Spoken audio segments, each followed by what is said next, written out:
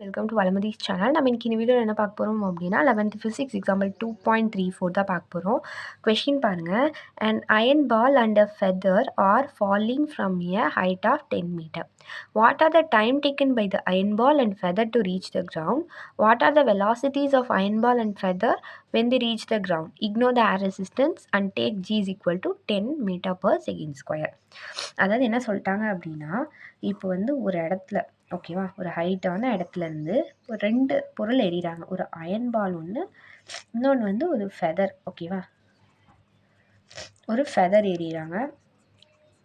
இந்த ஃபெதர் ரெண்டுமே வந்து கிரவுண்டுக்கு எறிகிறாங்க. இப்போ ரெண்டுமே வந்துட்டு எந்த ஸ்பீடில் என்னது எவ்வளோ டைம் எடுத்துக்கும், கிரவுண்டை ரீச் பண்ணுறதுக்கு எவ்வளோ டைம் எடுத்துக்கும், அதுக்கப்புறம் அதோட வேறு என்ன கேட்குறாங்க, வெலாசிட்டிஸ். ஓகேவா, ரெண்டோட வெலாசிட்டி அது ரீச் பண்ணும்போது, இந்த கிரவுண்டை ரீச் பண்ணும்போது அதோட வெலாசிட்டி என்ன இருக்கும் அப்படின்னு கேட்குறாங்க. ஓகேவா, அவ்வளோதான்.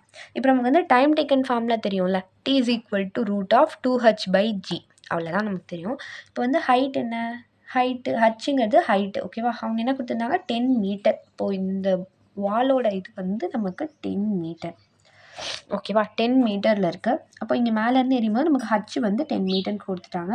ஜியை என்னென்னு எடுத்துக்க சொல்லிட்டாங்கன்னா 10 மீட்டர் per செகண்ட் ஸ்கொயர். நம்ம எப்பயுமே ஜி வந்து 9.8 தான், பட் இதை வந்து இக்னோர் பண்ணி நம்ம 10ன்னு எடுத்துக்க சொல்லிட்டாங்க. அப்போ டைம் டேக்கன் பாருங்கள், ரூட் ஆஃப் 2h/g. அப்போது இதில் சப்ஸ்டியூட் பண்ண மட்டும் போதும். இப்போ 2 × 10 20/10 வரும்.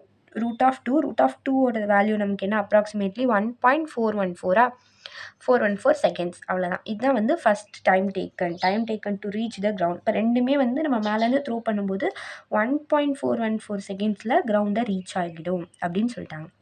நெக்ஸ்ட்டு என்ன கேட்குறாங்க, velocity of the iron ball.